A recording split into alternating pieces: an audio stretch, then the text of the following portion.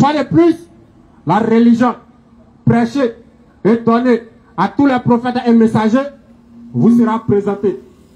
Et cette religion n'est rien d'autre que l'islam. Allahu Akbar. Et c'est à cette religion-là qu'on vient vous appeler. Naam.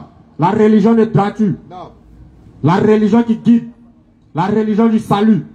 La religion de la paix. La religion de la tranquillité. Allahu Akbar. Et la religion de la quiétude. Allahu Akbar. La religion qui a mis tous les êtres humains sur le même pied d'égalité. Que tu sois noir, que tu sois blanc, que tu sois arabe, que tu sois chinois, Allah dit que nous sommes tous égaux devant sa face, Allah. sauf celui qui le craint le plus. Naam. Le racisme n'a pas sa place en islam. Effectivement. L'islam est la religion du salut. La religion qui a garanti le salut à ses adeptes Naam. sans ambiguïté. L'islam est la religion qui adore le véritable Dieu, Naam. créateur des cieux et la terre. Allahu Akbar. Celui donc qui se présente encore sans ambiguïté. Alors, si vous présentez celui que tu adores, tu as des difficultés, Naam. il faut te poser des questions. Si est-ce que la divinité que tu adores est la véritable? Question. Nous vous invitons vers la véritable divinité. Il s'appelle Allah.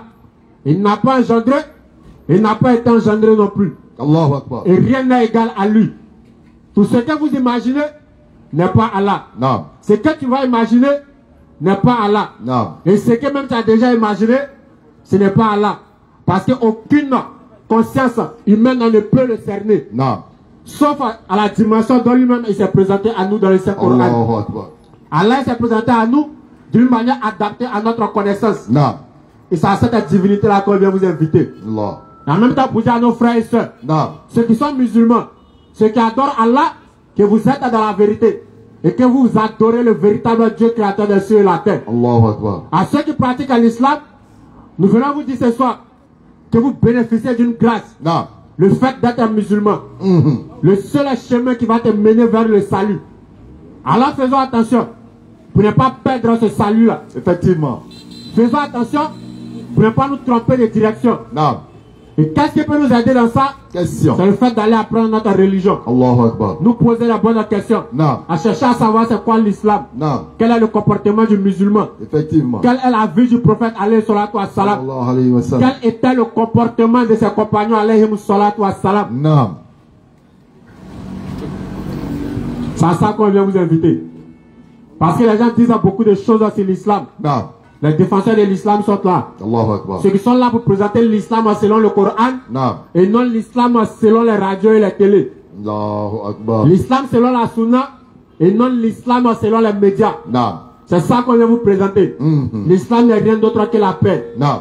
la tranquillité, l'égalité entre toutes les créatures. Allahu Akbar. Alors ceux qui vont vous appeler à aller pratiquer d'autres religions, Naam. en dehors de l'islam, des religions qui mettent d'autres êtres humains au-dessus d'autres êtres humains, Naam. de par la couleur, ou par la langue, ou par notre destination, Naam. je vais vous annoncer ce soir que l'islam est au-dessus de tout ça. Allahu Akbar. Et que ces personnes sont en train de vous inviter vers le racisme, Naam. dont eux-mêmes ils sont en train de pleurer. Ils disent que les blancs sont racistes. Mais en même temps, eux s'autoproclament défenseurs de la race noire Naam. au détriment des autres races. Allah. Si toi tu dis que ta race est meilleure que les autres races, en ce moment précis tu es un raciste. Naam. Parce que c'est la même manière lorsque les blancs te pointent du doigt en disant qu'ils sont meilleurs que toi, tu dis qu'ils sont racistes. Naam. Mais toi tu as le même comportement. Tu te blagues à toi-même ou bien tu mens à qui? Allah. Et c'est ça la vérité qu'on vient vous éveiller votre conscience. Nous ne sommes pas là pour frustrer quelqu'un. Nous ne sommes pas là pour indexer quelqu'un. Mais nous sommes là pour éveiller de la conscience et de l'intelligence. Allahu Akbar. Transmettre le message comme il doit être transmis. Naam. Personne ne peut avoir un quelconque salut sur cette terre s'il ne pratique pas l'islam. Habibé.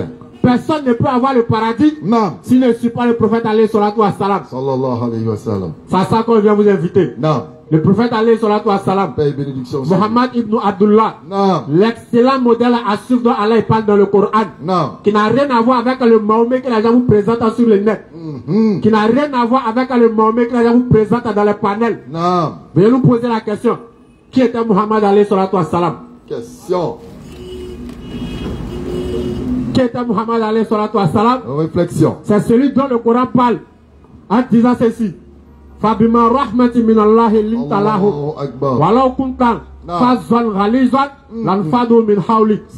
Allah dit, Surah 3, le verset 159. Nam. C'est pas quelque miséricorde de la part d'Allah. Allah a parlé de son messager. Il dit, c'est pas quelque miséricorde de la part de lui, Allah. Que Muhammad, Toi, Muhammad, a été si doux envers eux. c'était l'incarnation de la douceur. Mais si tu étais rude, Allah dit que si Muhammad était rude, au cœur dur, et qu'il avait le cœur dur, il se serait enfui de ton les entourage. gens allaient s'enfuir de son entourage. Pardonne-le donc. En ce moment, se pose la question.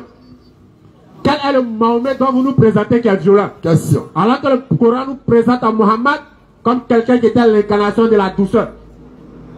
Quel est ce Mahomet que vous nous présentez sur le net qui était un barbare selon vous? Réflexion. Alors que parlant de lui dans le Coran, Allah dit de son messager, Wa innaka la'ala khuluqin azim. Il dit que c'est d'une moralité éminente. Kramo. De quel Mahomet vous nous parlez sur le net? Abbe Baraji. Alors que le Coran dit que Muhammad, alayhi salatu wa salam, la katken ala kufi rasulullah, uswatun hasana. Il dit, vous avez dans le messager d'Allah Allahu Akbar. un excellent modèle à suivre. Non. Mais de quel Mahomet vous nous parlez? Question. Le Mahomet que vous nous présentez, nous ne le connaissons pas en islam. Non. Parce que le Muhammad que nous suivons, le prophète qu'Allah il a envoyé à toute l'humanité, il n'a rien à voir avec celui que vous nous présentez dans vos médias. Clair. Tu veux connaître Muhammad? Viens interroger le Coran. Allahu Akbar. Tu veux connaître le prophète alayhi salatu wa salam? Va lire la sunna. Non. Tu veux connaître le prophète alayhi salatu wa salam? Va lire la sira. Va apprendre de lui dans les sources islamiques. Et non parmi les sources des gens qui combattent l'islam à longueur de journée. Effectivement. On parle d'Allah. Allah n'a rien à voir encore avec l'Allah que vous nous présentez sur le net. Non. L'Allah que nous on adore, c'est celui-là qui parlant de ses créatures, il dit le noir n'est pas supérieur au non-noir. C'est clair. L'arabe n'est pas supérieur au non-arabe. Absolument. Et que tous les êtres humains sont sur le même pied d'égalité. Allahu Akbar. Mais c'est quel Allah vous nous présentez sur le net en disant qu'il est le Dieu des Arabes? Question, réflexion. Allah dit qu'il a envoyé le Coran comme guide pour l'humanité. Et Allah encore dessus de tout ça. Il dit qu'il a envoyé le Coran comme guide pour l'univers. Allah. Mais c'est quel Allah vous nous présentez comme le Dieu des Djoulas? Le Allah que nous adorons, il est universel. Effectivement. Et il a envoyé un livre universel qui est le Coran. Et ce livre-là, le livre de la vérité, Non. le livre qui est venu mettre la distinction entre le vrai et le faux, Non. qui est venu mettre la distinction entre les ténèbres et la lumière. Non. Comme lui-même le dit dans le Coran, dans la sourate 5, Le verset 15. Nam. Oh gens du livre, Allah dit aux gens du livre, notre messager Muhammad, notre messager Muhammad qui n'est pas Mahomet, vous êtes sept venus. il vous a certes venu. Vous exposant beaucoup de ce que vous cachez du livre. Vous exposant beaucoup de ce que vous cachez du livre. Et par sur bien d'autres choses. Nam. Une Allah lumière. dit qu'il envoie une lumière. Une lumière. Une lumière. Et un livre explicite. Un livre explicite qui va traiter tous les cas un à un. Non. Vous sont sept venus d'Allah. Nam. Passez sur le Coran. Allah dit que par le Coran, Allah guide au chemin du salut. Allah guide au chemin du salut. Ceux qui cherchent son agrément. Pas n'importe qui, mais ceux qui cherchent l'agrément d'Allah. Et il les fait sortir des ténèbres à Allah la dit lumière. qu'il des ténèbres vers la lumière. Par sa grâce. Par la grâce d'Allah et par la grâce aussi du Coran. Et il les guide vers un chemin droit. Allah dit qu'il vous guide vers un chemin droit. Non. C'est à ça qu'on vient vous inviter. Et non pas un livre qui dit blanc matin et dit noir le soir. Subhanallah. On vient vous inviter vers le livre auquel Allah a mis l'humanité au défi. Le seul livre qui défie l'humanité, qui défie ses détracteurs. Depuis 1446 ans Non. ou 47 ans, personne n'a pu relever ce défi-là. Non. Surah 14, verset 1. Non. Alif, Lam, Ra. Voici un livre que nous avons fait descendre sur toi, Non. afin que par la permission de leur Seigneur, Non. tu fasses sortir les gens des ténèbres vers la lumière. Allah parle du Coran encore. Il dit qu'il a envoyé le Coran afin de tirer les gens des ténèbres vers la lumière. Et comme je le disais tout à l'heure, le Coran c'est le seul livre qui a mis l'humanité au défi. Parce que c'est Allah qui a créé sa créature. Surah 4, le verset 82. Non. Ne méditez donc pas sur le Coran. Il fallait plus aller vous mettre au défi. Allah dit que vous ne méditez-vous pas sur le Coran. S'il provenait d'un autre d'Allah, Allah dit que si le Coran provenait d'un autre que lui, Allah, ils y trouveraient cette même contradiction. la preuve, allez vous fouiller dans les livres que les gens ont fabriqués de leurs mains. Non. Et ils ont attribué ça à Allah. Ce sont les livres où pendant que quelqu'un s'accroche à un verset pour pouvoir prouver la divinité de son Dieu, en même temps à côté un autre verset qui vient prouver qu'il n'est pas Dieu. Allah. C'est le livre. Pendant que les gens s'accrochent à quelques versets pour dire que ce livre nous est destiné, en même temps, un autre verset à côté qui vient prouver que c'est faux, le livre n'était pas destiné. Non.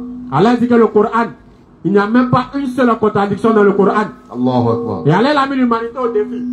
Dans la sourate 17, Le verset 88. Nam, Dit, Nam, même si les hommes hey, et les djinns, Nam, si nous sommes pour produire quelque chose de semblable à ce Coran, Allahu Akbar. ils ne sauraient produire rien de semblable. Regardez le premier défi d'Allah. Allah commence par le Coran tout entier. Il dit ceux qui disent que le Coran est faux, Non.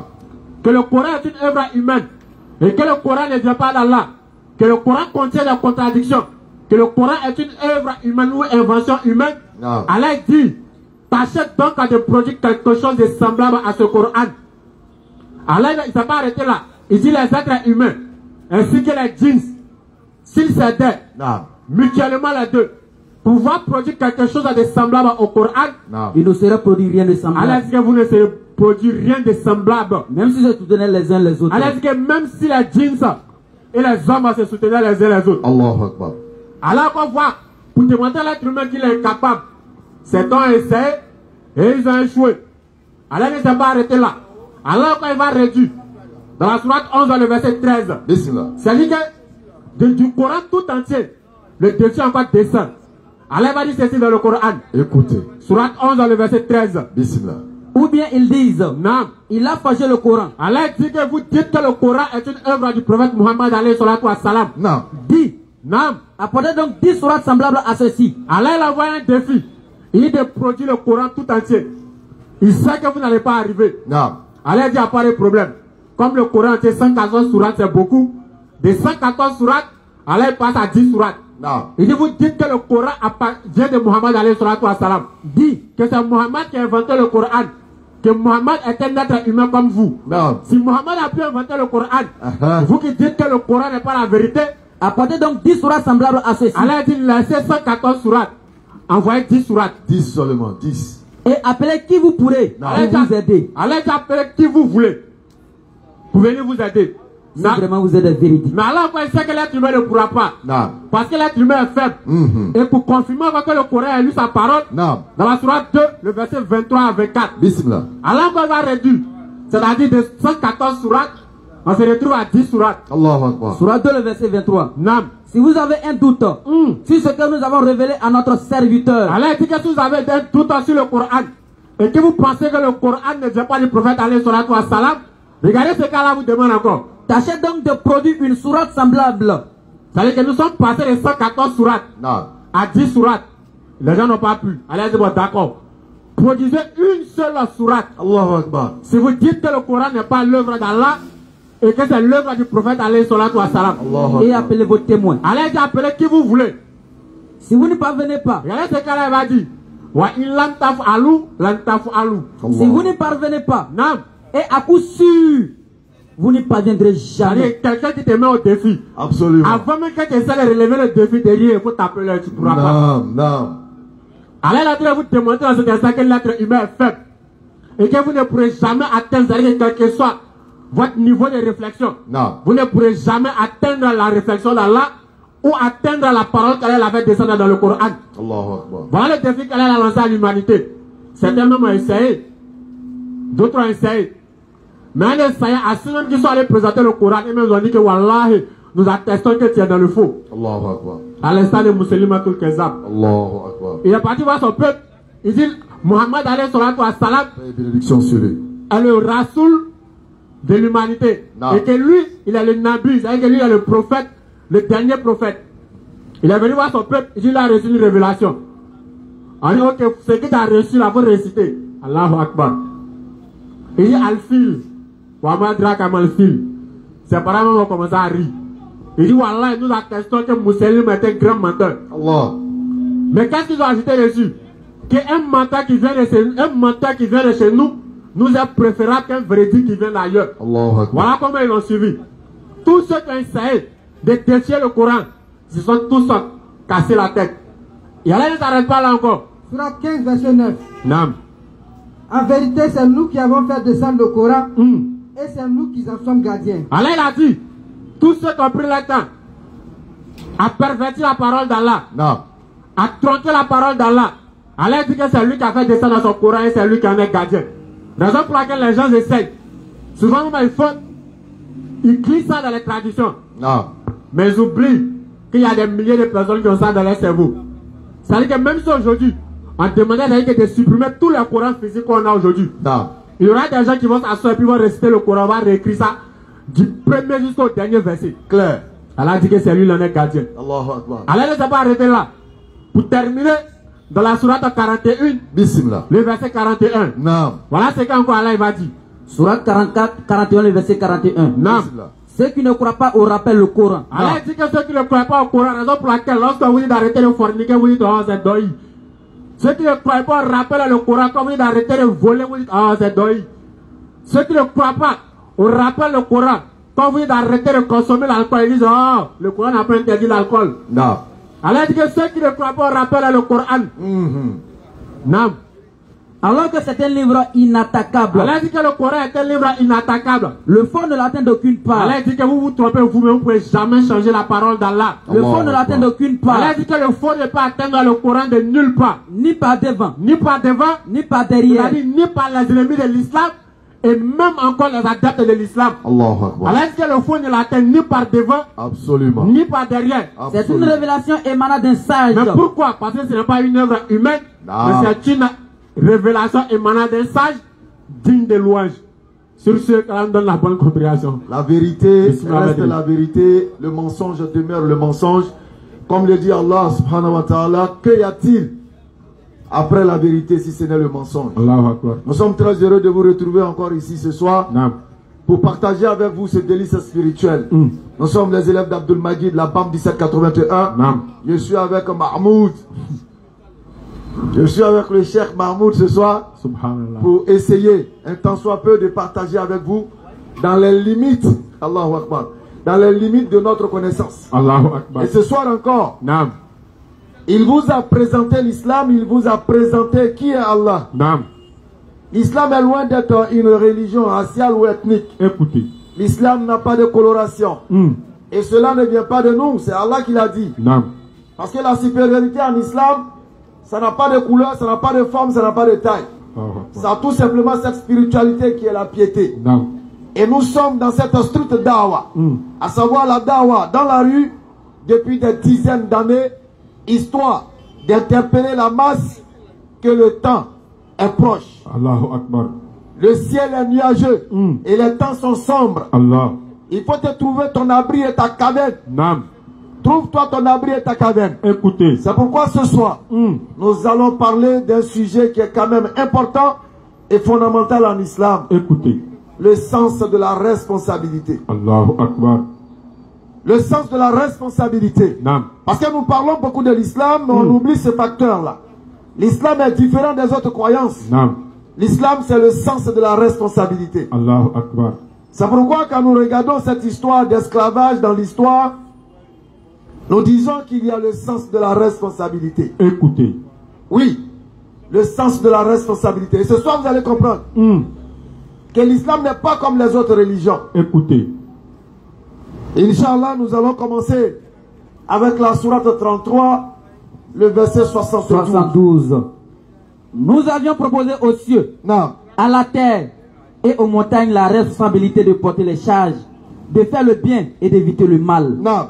Ils ont refusé de la porter Ils ont refusé de porter la charge de la responsabilité. et en ont eu peur. Ils ont eu peur. Alors que l'homme Alors l'homme doté de raison et d'intelligence s'en est chargé. a décidé de charger Car, cette lourdeur de la responsabilité. Non. il est très injuste envers lui-même et très ignorant. Allahu Akbar. Alors la responsabilité, c'est l'obligation de répondre de ses actions. La responsabilité, Naam. c'est être garant de quelque chose. Allah. Et l'islam est quelque chose qui nous a été confié. Naam. C'est pourquoi Allah il dit dans la sourate 310, cette belle parole qui suit. Naam. En ces termes, il dit Vous êtes la meilleure communauté. qu'on ait fait surgir pour les hommes. Vous ordonnez le convenable Et vous interdisez le et blâmable. vous croyez en Allah. D'où le sens de la responsabilité. Il n'a pas dit vous êtes la meilleure des communautés contre les hommes. Il dit pour les hommes. Clair. Et lorsqu'on est pour les hommes, cela démontre que nous avons une lourde responsabilité à réaliser et à accomplir. Naam. le sens de la responsabilité. Allah. Nous allons lire également dans la sourate 3, comme nous l'avons dit, la sourate 3, verset 110. Nous allons également lire la sourate 17, le verset 15. Alors, le sens de la responsabilité. Écoutez. Alors, il a dit dans la sourate 3, verset 110, Écoutez. il dit, nous ordonnons le convenable. Nous ordonnons le convenable et nous interdisons le blâmable. Claire. Voilà tout le sens de notre responsabilité. Allahu Akbar. Ça veut dire que dans cette société, Nam. le musulman et la musulmane est le gardien de tout ce qui se passe dans cette société. Allahu Akbar. Son devoir, c'est de dénoncer. Nam. Son devoir, Nam. c'est de dénoncer, de critiquer et d'apporter des solutions. Allahu Akbar. D'où notre présence sur ce terrain. Allah. Pour pouvoir démontrer notre responsabilité, Nam. en vous invitant à l'islam, Allah. en vous invitant à la prise de conscience, Nam. à venir sur la voie du véritable salut. Sourate 17, le verset 15. Quiconque prend le droit chemin ne le prend que pour lui-même. Non. Et quiconque s'égare ne s'égare qu'à son propre détriment. Ne s'égare qu'à son propre détriment. Et nul ne portera le fardeau d'autrui. Personne ne portera le fardeau d'autrui. Et nous n'avons jamais puni un peuple avant de lui avoir envoyé un messager. Sourate 6, le verset 164 également. Vous avez compris le sens de la responsabilité en islam. Nam. Personne ne porte le péché d'autrui. Jamais. Il n'y a pas un prophète qui va venir mourir pour porter tes péchés. Jamais. Le sens de la responsabilité. Allahu C'est Akbar. pourquoi il faut faire très attention aux actions que nous posons. Écoutez. Ne posez pas les actions en regardant les autres. Comme X l'a fait, Hey. donc je dois faire. Oh. Comme X il boit, je dois aussi boire. Subhanallah. X a les go au quartier, moi aussi je dois chercher les go. Oh. Comme X est devenu couraniste, Nam. moi aussi je dois devenir couraniste. Mana, mana. Le sens de la responsabilité. Écoutez. Dis que tu vas suivre X, Nam. mais tu seras responsable de tes actions. Bismillah. Dis, chercherai-je un autre Seigneur qu'Allah, Non. alors qu'il est le Seigneur de toutes choses? Allahu Akbar. Chacun n'acquiert le mal qu'à son détriment. Chacun n'acquiert le mal qu'à son profit. Allah. Personne ne portera le fardeau de responsabilité. Allah répète encore. Personne Non. ne portera le fardeau d'autrui. Puis, vers votre Seigneur, vous serez ramenés et il vous informera. Vous voyez qu'il y a une certaine répétition. Ce qui va m'amener à lire la sourate 33, le verset, sourate 29, le verset 33, je pense bien, si j'ai bonne mémoire. Vas-y, non, vas-y. Sourate 39, verset 23. Ce qui m'amène à lire la sourate 39, le verset 23. Écoutez. Parce que vous voyez qu'à 2 reprises, Hey. Allah il a répété que nul ne portera le fardeau d'autrui. Allahu Et Akbar. chacun sera responsable de ses actions. Allah. Le sens de la responsabilité.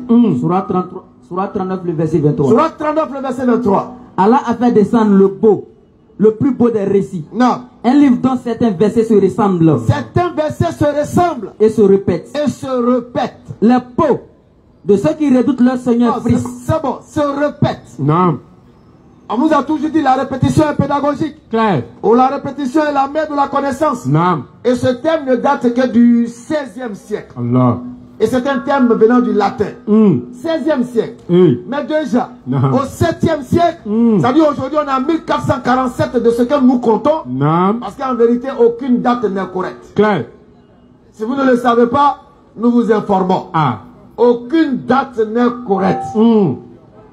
Parce que pour qu'une date soit correcte, Écoutez. il faut avoir un point de départ de l'humanité ou de l'univers. Ah.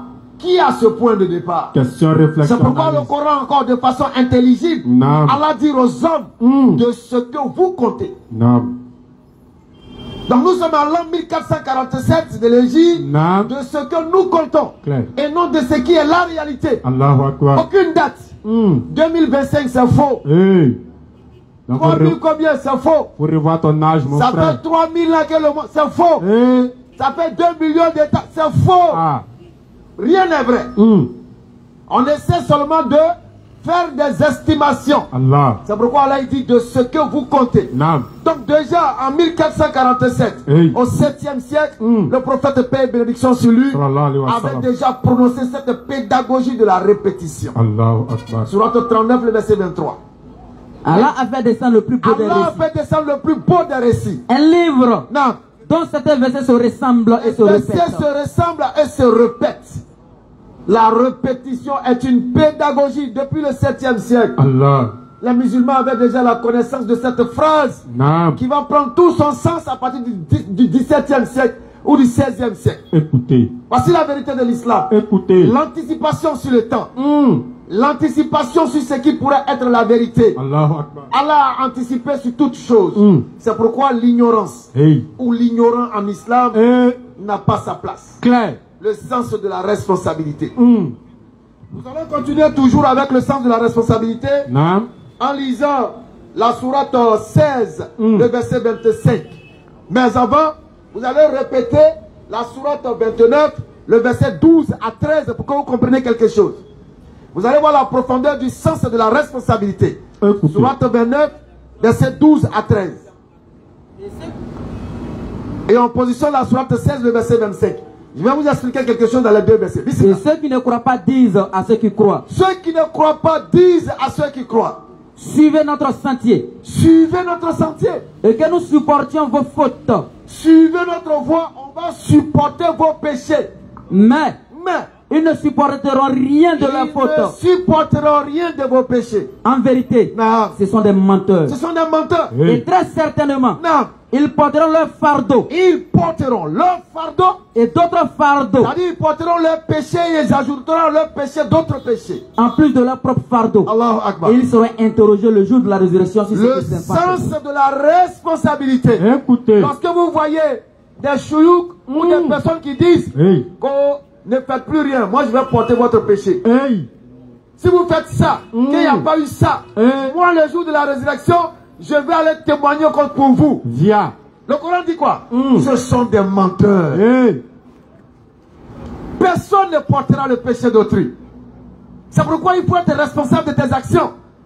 Il ne faut pas dire non, mon chef m'a dit, mon dévancier m'a dit que de faire ça, lui va aller prendre l'engagement devant Allah le jour de la résurrection. En Allah vérité, dit que ce sont des menteurs. Ce sont des menteurs. Viens. Ce sont des menteurs.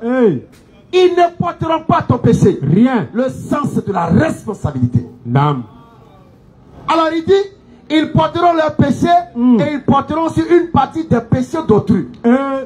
Les gens diront, mais il y a une contradiction. Mais pour comprendre ce verset, de la sourate 29, verset 12 à 13, il faut lire cette sourate qui va suivre.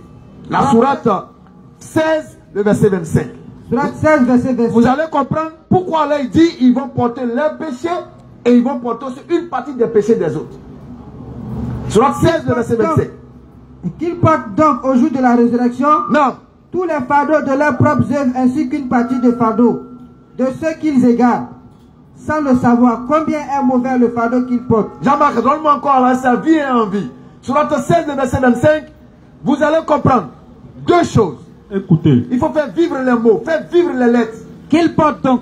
Donne-leur l'impression de sortir du livre. Qu'ils portent donc. Qu'ils portent donc. Au jour de la résurrection. Au jour de la résurrection. Tous les fardeaux de leurs propres œuvres. Ils vont porter tout ce qu'eux-mêmes ont fait comme péché, ils vont porter. Ainsi qu'une partie de fardeau. Ils vont porter une partie des fardeaux de ceux qu'ils égarent sans le savoir. De tous ceux qu'ils égarent sans le savoir.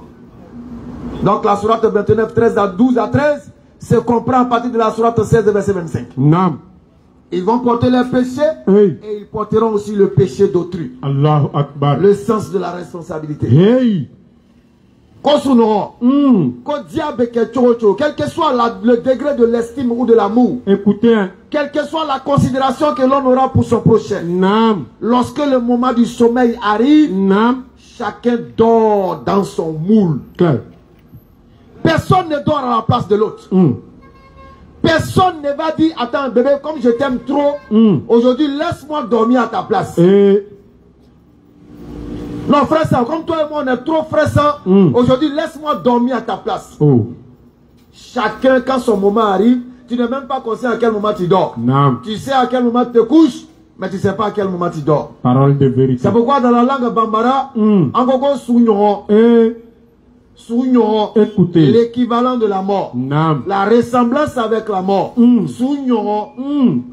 c'est de cette même manière, au nom de cette responsabilité, chacun sera comptable le jour de sa mort. Allahu Akbar. Est-ce que vous comprenez? Le sens de la responsabilité. Et le sens de la responsabilité en islam Naam. prend tout son sens dans les 5 piliers de foi. Écoutez. Pardon, dans les 5 piliers de l'islam Naam. et les 6 piliers de foi. Clair.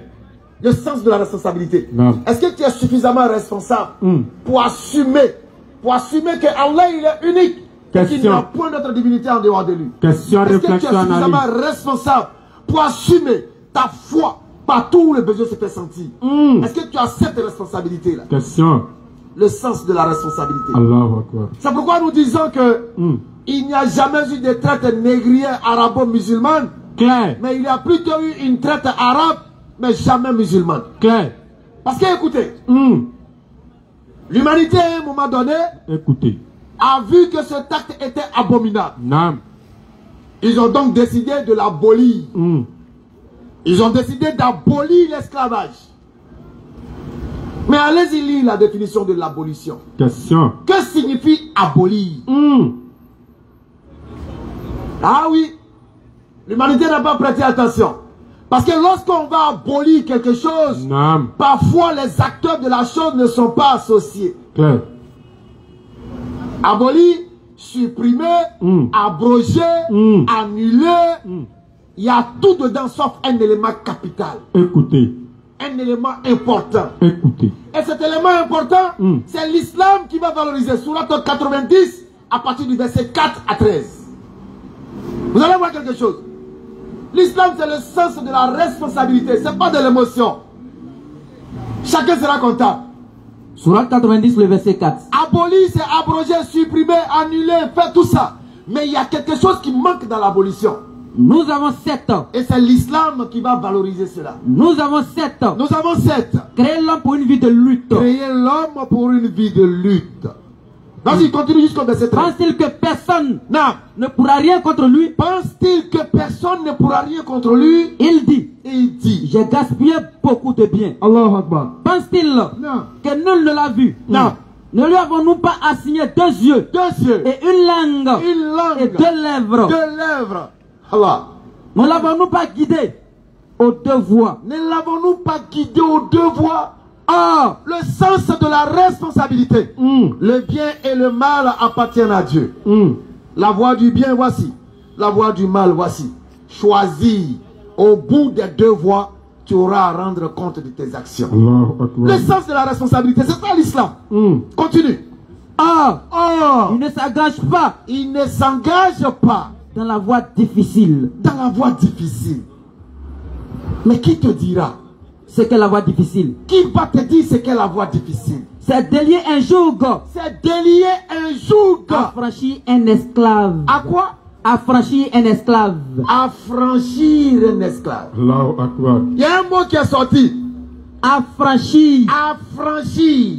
un esclave. Ouvrez vos dictionnaires. Écoutez. Regardez la définition d'affranchir. Et comparez la définition d'affranchir Hey. et la définition d'abolir. Écoutez. Vous allez voir de quoi nous sommes en train de parler. Allahu Akbar. Quand on abolit quelque chose, les acteurs qui sont concernés par l'abolition ne sont souvent pas introduits. On ne les met pas dans le pouvoir de décision. Naam. Alors on prend la loi sans même les concerter, Naam. sans les consulter. Hey. Et on leur impose la loi. Allahu Akbar. Ce qui fera d'eux des tricheurs Hey. qui peuvent contourner la loi pour continuer ce qui leur a été demandé de supprimer. Approchez avec les questions. Mais quand on regarde la définition d'affranchir, affranchir, Naam. c'est libérer, Allahu Akbar. donner la liberté, Allah. libérer de la servitude. Voilà le sens d'affranchir. Et l'islam vient dit d'affranchir. Naam. L'islam n'a pas parlé d'abolir. Hey. L'islam dit affranchir. Naam. Le sens de la responsabilité. Allahu Akbar. Parce qu'il y a une personne qui prend conscience Naam. que celui qui est en train d'asservir ou esclavagiser Naam. a le même degré quant à la nature humaine Naam. devant le Créateur, Hey. alors il décide de le libérer. Il ne peut plus jamais aller contre sa parole. Clair. Parce qu'il l'a fait de façon volontaire. Naam. Il l'a fait sans contrainte aucune. Hey. c'est lui-même qui prend conscience que ce que je fais là, c'est pas bon. Allahu Akbar. Frère, tu es libre. Non. C'est ça qu'on appelle le sens de la responsabilité. Approchez avec les C'est questions. pourquoi ils disent, mais l'islam n'abolit pas l'esclavage. Non. Comprenez que l'esclavage a existé dans toutes les civilisations du monde, même en Égypte. Clair. Toutes les civilisations. Même à l'intérieur de l'Afrique. Avant même que les colons arrivent, l'Africain pratiquait l'esclavage. Clair. Ah oui, il pratiquait l'esclavage. Donc, l'affranchissement démontre le sens de la responsabilité de tous les esclavagistes. Allah les amène à comprendre qu'ils doivent décider, prendre conscience que l'homme noir, lui, n'est pas supérieur à l'homme noir. Clair. Prendre conscience que lui, il n'est pas le maître de l'homme noir. Prendre conscience que tous les êtres humains se valent. Allah. Quant à leur constitution morphologique, parce que si on enlève cette peau qui couvre notre corps, tous ici, blanc, noir, rouge et vert, on enlève la peau du noir, on enlève la peau du rouge, du blanc, et puis on les laisse avec la nature, c'est-à-dire la chair rouge. Vous ne pourrez faire aucune différence entre le blanc, le noir, le rouge et le vert. Clair. Parce qu'ils seront tous semblables. Clair. Pour dire que la peau n'est pas un critère d'identification spirituelle. D'où le sens de la responsabilité en islam, l'affranchissement de l'esclave. Allahu Akbar. Quand vous prenez Minhaj al-Muslim de Abu Bakr Jabir, il dit ceci. Écoutez. Lorsque quelqu'un vient se livrer à lui-même pour devenir esclave parce qu'il est pauvre, l'islam interdit cela. Allahu Akbar. Lorsque quelqu'un prend les siens, il les vend pour gagner de l'argent, l'islam est contre cela. Mais il y a une seule chose qui, par abus de langage ou selon le contexte de l'époque, on appelait esclavage, c'était les captifs ou les captives de guerre. Clair. À ce niveau précis, l'islam n'abolira jamais cela. Écoutez. Et ça, jusqu'à la fin du monde, ce terme-là, aujourd'hui on va parler de prisonniers. Tant qu'il y aura des hommes sur la terre qui vont cohabiter, qui vont se battre, qui feront des guerres, il y aura toujours des captifs et des captives. Si c'était avant, ces captifs-là pouvaient devenir des esclaves. Parce que tout captif n'est pas esclave d'office. Écoutez. Tout esclave également n'est pas captif d'office. Un captif peut devenir esclave. C'est bon de le préciser. C'est français. C'est pourquoi aujourd'hui le danger de l'Afrique, ce sont ces kémites-là. Le plaisantin. En plus de ces kémites, il y a maintenant ceux qui sont dans la maison, qui se font appeler Koranous, Koramis, Koramas. C'est l'occasion pour nous de rappeler ceci. Ninja. Nous suivons le Coran, mais nous ne sommes pas coranistes. Écoutez. Nous suivons la sunna. Écoutez bien. Mais nous ne sommes pas sunnites. Allahu Akbar.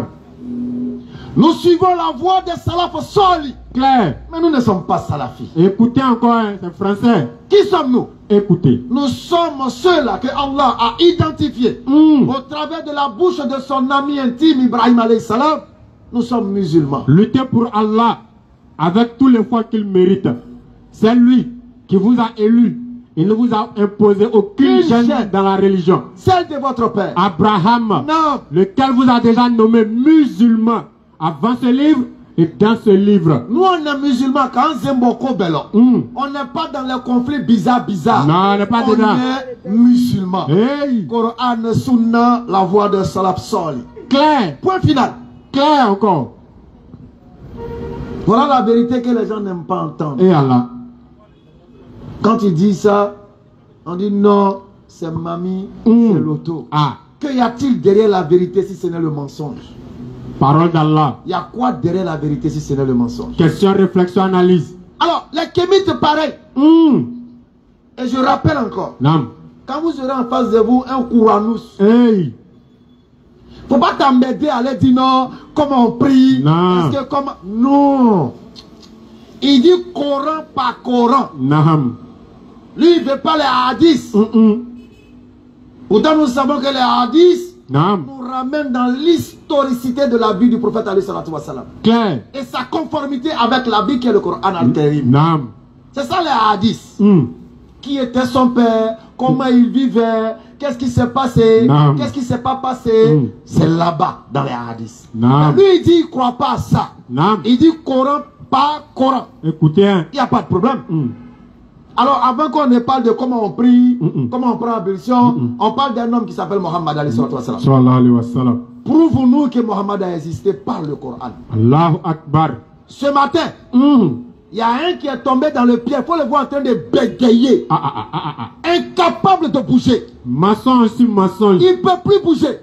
C'est pourquoi pour embrouiller les plus faibles, ils disent quoi? Il dit par exemple, qui était il dit c'est pas important. La mère de Mohammed, il dit c'est pas important. Qu'est-ce que il dit c'est pas important? Ça ne peut pas nous sauver, mais c'est faux. Tu connais pas quelqu'un que tu suis, tu sais rien de lui. Prouve-moi d'abord que Mohammed a existé. Pas que nous doutions que Mohammed a existé. Mais il faut frire le poisson avec sa propre graisse. Claire. Donc dans le but de montrer que ce sont des égarés, égareurs, ignorants, c'est pourquoi nous essayons de les amener à comprendre comme ça. Prouve-nous que Mohammed a existé. Vas-y. Le mec ce matin il s'arrête, il dit mais Mohammed a existé parce que le Coran dit. Il dit retenez, il dit le Coran dit. Le Coran dit il est Nabi, il est ceci. Tu as fini? Tu parles de quel Coran? Frère, c'est de quel Coran tu parles? Question. Le Coran révélé à Mohammed était-il révélé en tant que livre physique? Question, réflexion, analyse. Ou bien c'est qu'une révélation de mémoire? Alors, toi tu parles de quel Coran? De quel Coran tu parles? On le voit maintenant en train de tituber, bégayer. Parce que tout de suite, son subconscient venait de lui rappeler qu'il a fait une bêtise. Rejeter les hadiths. Nous ne disons pas que les hadiths sont dans la totalité infaillibles. Non. C'est français. On n'a pas dit qu'il n'y a pas d'erreur. On n'a pas dit ça. Mais il faut approcher ceux qui savent faire le tri. Ils ont fait le tri. Ce qui est vrai est vrai. Ce qui est faux est faux. Mais rejeter pour rejeter, il y a problème. Donc quand tu lui poses cette question, à partir de là, maintenant, quand on finit ça, on va rentrer dans les détails.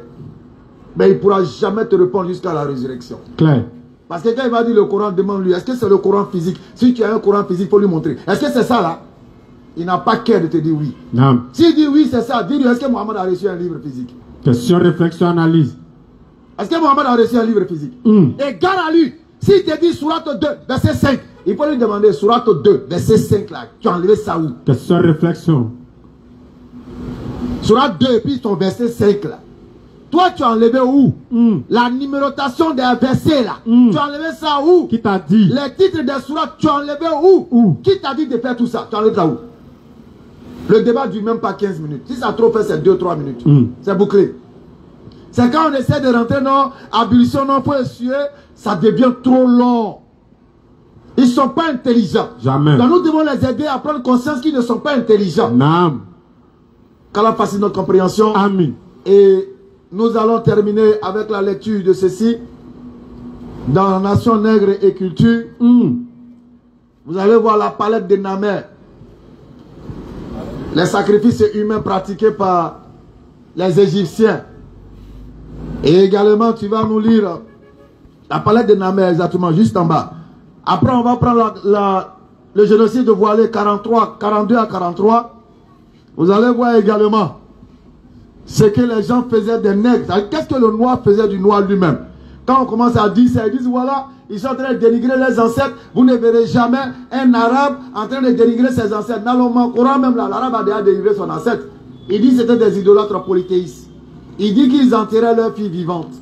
Il dit que c'était de véritables soulards. La vérité, c'est la vérité, c'est ça l'islam. Dites la vérité. Même s'il s'agit de vous-même, ou de vos pères ou de vos mères, soyez des témoins équitables. Dites la vérité. Même s'il s'agit d'un riche et d'un pauvre, dites la vérité. C'est ça le musulman. On n'a rien à cacher. Bismillah. Palais de Namer. Non. Le fait que le roi ait quitté ses sandales. Écoutez très bien. Nous sommes dans la nation d'agriculture. Le fait que le roi ait enlevé ses tapettes nous suggère qu'il est sur le point d'accomplir un sacrifice. Il est sur le point d'accomplir un sacrifice. En un lieu sacré. En un lieu sacré. Et qu'il doit se purifier les membres. Mais on dit il va se purifier. Comment il se purifie? Et qu'il doit se purifier les membres. Il va se purifier les membres. Auparavant. Par des ablutions. Par des ablutions. Comme dans Sergi l'État. Sergi. Lis la suite. Avec l'eau. Avec l'eau. De la bouilloire.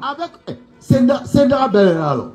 Il y a bouilloire, tout ça là-bas. Avec l'eau. Il va faire abulsion. Non. Avec l'eau. Continue ce qu'ils ont dit. De la bouilloire. Est-ce qu'ils sont dit en bas? Satala. Écoutez. Vas-y. Satala en Valaf. Non. Vas-y. On sait que les Égyptiens ont pratiqué les ablutions. Des milliers d'années avant l'islam. Bon, l'auteur dit avant l'islam, nous on comprend. Sinon, il n'y a rien avant l'islam. Clair. Il n'y a rien avant l'islam. Ainsi. Donc, on nous dit qu'ils prenaient les ablutions. Quand ils tous ils avaient bouilloire. C'est pourquoi on dit que l'islam, là, l'islam est la meilleure religion conservatrice de la coutume de nos ancêtres. Clair. C'est l'islam qui conserve véritablement les vraies parties des coutumes des ancêtres. C'est l'islam qui conserve ça. Allahu Akbar. Ablution, jeûne du Ramadan, orientation, inclinaison, prosternation, monothéisme. C'est l'islam qui valorise ça. Allons-y. Ainsi, la parole de Namer représenterait une scène de sacrifice rituel après la victoire. De tels sacrifices humains étaient encore pratiqués en Afrique noire. Voilà. Ils sacrifiaient noir par noir. Ils prenaient des noirs et puis ils les gassaient. À une époque très récente. Pour les offrir à leurs fétiches et à leurs idoles. À une époque très récente. Il y a une enquête qui a eu lieu du côté du Ghana. Je crois 2005-2013. Allez-y voir le nombre de sacrifices d'hommes, les hommes, les enfants. Même ici en Côte d'Ivoire, on le voit. Mais qui est-ce qui ordonne ça? Ce sont ces kémites-là. Non. Aujourd'hui, on a demandé à un. Vous nous dites de retourner aux pratiques de nos ancêtres. Écoutez. Dites-nous, vos fétiches-là ont apporté quoi à l'Afrique? Question, réflexion, analyse. On a demandé à un. On dit, bon, prenons le cas du Congo. Le Congo est un pays qui est riche. Non. Il y a un truc là-bas qu'on appelle le callback. Ça dit, ça permet de faire les téléphones. Non. On dit, mais attends, avant l'arrivée des colons, pourquoi les fétiches qui sont censés révéler à ceux qui les adorent tout ce qui est caché, histoire de leur permettre d'atteindre une évolution tant matérielle que spirituelle? Pourquoi ces fétiches-là ne leur ont pas dit, ce sous-sol il y a quelque chose qu'on appelle callback? Non. On dit qu'ils prenaient ça même pour se lapider, pour tuer les oiseaux. Parce qu'ils ne savaient pas. Ni eux, ni les fétiches ne savaient quoi. C'était quoi? À tel ancêtre qu'à cette époque, avant l'arrivée des colons, on pouvait envoyer l'ancêtre de Médusa. Il va marcher 2 jours pour aller dire à un autre roi que son roi est venu lui dire bonjour. Allahu Akbar. Il marche 2 jours pour aller transmettre la parole du roi à un autre roi sur des milliers de kilomètres. Juste pour dire, ah non, c'est le roi qui m'a envoyé pour venir te dire bonjour. Pourtant, ça y est, on a tout inventé. Mais vous aviez la matière qui pouvait vous permettre de fabriquer des téléphones portables. Pourquoi les fétiches et les ancêtres n'ont pas fabriqué des téléphones portables alors qu'il y avait l'utilité? Les gens souffraient. Pour aller transmettre un message, on souffrait. S'il y avait un cheval, il monte sur le cheval. Les dangers de la voie, les bandits, tout peut lui arriver. Les intempéries, tout peut lui arriver. Mais fétiche n'a jamais dit aux ancêtres que fabriquer téléphone. Jamais. Donc voilà ce qu'il est dit ici. On va lire rapidement dans la sourate. Tu veux lire toi? Ou bien on donne la... Tiens ça, lis-moi ça rapidement. On est dans génocide de voilé de Tidjane Ndiaye. On va lire la page 42-43 et puis Inch'Allah on va passer à la phase des questionnaires. Oh là là, bon c'est mort, c'est pas bien grave. Allons-y. Comme dans toutes les civilisations. Non. Vas-y, vas-y. Comme dans toutes les civilisations. Oui. Et sur tous les continents des exceptions. Non. Parfois extrêmement cruel. Non. Évidemment. Non. Car. Vas-y, vas-y, vas-y. Car nombreux sont les témoignages effrayants rapportant la férocité de certains monarques. La férocité de certains monarques. Notamment de quelques royaumes d'Afrique centrale. C'est-à-dire la férocité de certains rois africains. Vas-y. Par exemple. Non. À la cour du roi Nteza. Alors on va te parler de Teza. C'est un roi, Teza. Teza avait des captifs, c'est-à-dire il avait des prisonniers noirs comme lui. Mais regardez ce que Teza faisait de ces prisonniers-là. Stanley rapporte que, pour satisfaire un simple caprice. Alors il y a Stanley. Stanley, je crois que c'est les missionnaires qui venaient en Afrique, ceux qui venaient tourner en Afrique, ils vont rapporter ce qu'un Mtesa faisait à ses propres frères noirs. Pour satisfaire un simple caprice. Pour satisfaire un simple caprice. Le monarque faisait couper les têtes de quelques centaines de ses captifs. C'est-à-dire, voilà un nègre en train de dire d'autres nègres pour le plaisir. C'est-à-dire, il s'est levé matin, on ne lui a pas donné l'eau, il est fâché, il prend ses frères noirs et puis il commence à les dire par centaines. Même les femmes ne sont pas épargnées. Quant aux femmes qui composaient sa maisonnée. C'est-à-dire, il avait des femmes dans la maison, d'autres, c'est-à-dire pour le masser, bon, vous savez. Allons-y. Il ne se passait pas. Un jour. Non. Ou une ou deux. On les ligotait. De ces malheureuses on était conduites. Une corde enroulée autour du poignet. Voilà un chef noir qui est en train de maltraiter nos mères noires. Subhanallah. Traîné ou tiré par les gardes. Mais le pire arrive. Du corps vers l'abattoir. Non, juste en bas. Quant au roi. Non. Quand un roi du Dahomey, actuel Bénin. Quand un roi du Dahomey, actuel Bénin mourait. On lui érigeait une espèce. Ça dit, on fait un truc de tombeau façon là. De cénotaphe. Non. Entouré de barres de fer. Surmonté d'un cercueil en terre. Non, cercueil en terre. Cimenté du sang. Regardez. D'une centaine de captifs sacrifiés. Voilà encore un roi qui est en train de sacrifier ses propres frères noirs. Subhanallah. Pour prendre leur sang, pour faire ciment, pour faire sa tombe. Voilà l'histoire vraie de l'Afrique qu'on cache. Subhanallah. Allons-y, continue la lecture. Pour servir de garde aux souverains. C'est-à-dire, on les jassait pour qu'ils puissent accompagner le souverain du Dahomey. Pour servir de garde aux souverains dans l'autre monde. Même dans l'au-delà, on dit qu'ils vont aller être gardiens du souverain. Ça, c'est l'ignorance.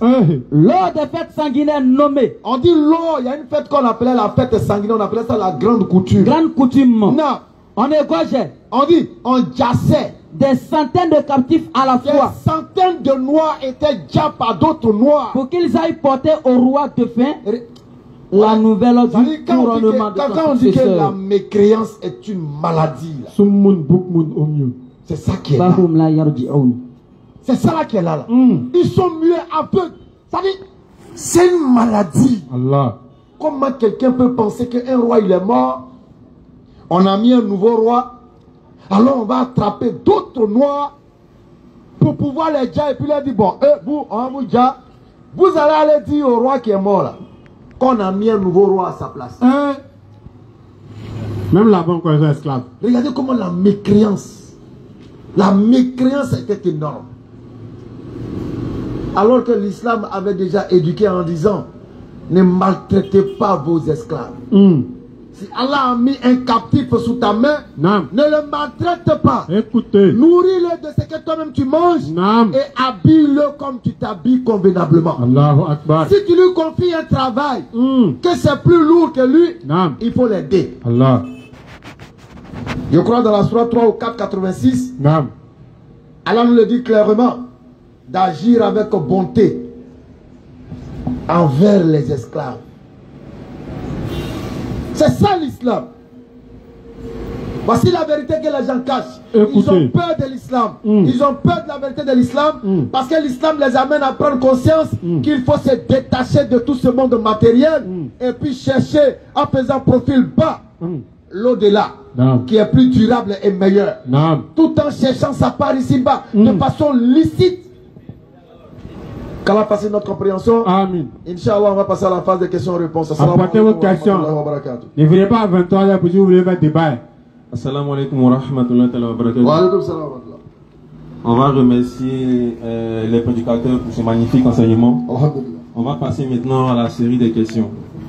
Bon, pour la première question, on va appeler le frère Adama pour sa question.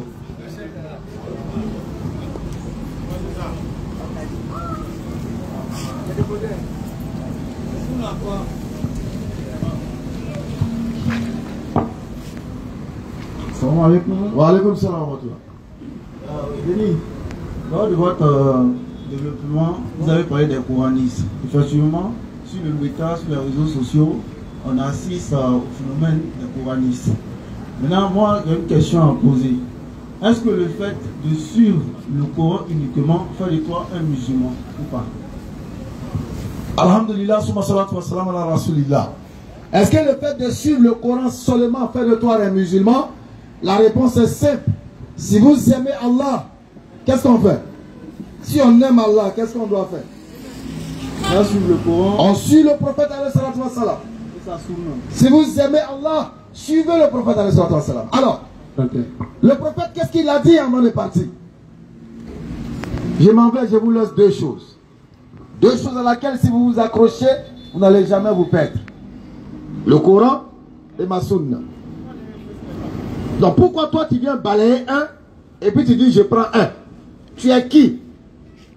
Toi tu es qui pour dire moi je vais faire Coran seulement? Tu es qui? Voilà la question. Alors que nous savons que l'islam c'est pas je pense, tu penses, il pense, nous pensons.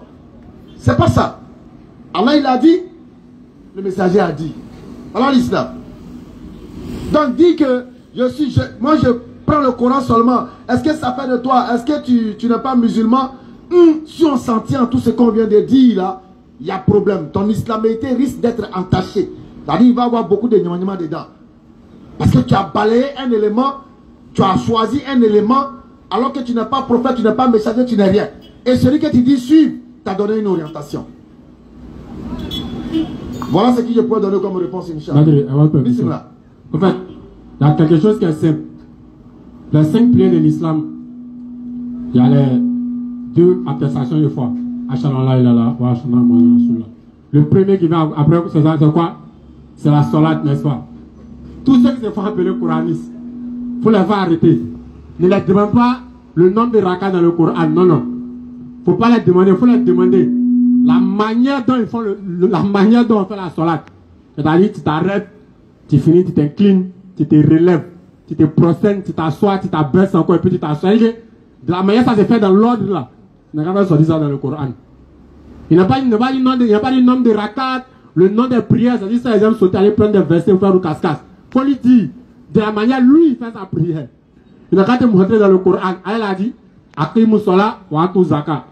Accomplissez la prière et donnez la Zaka. Maintenant, comment on prie?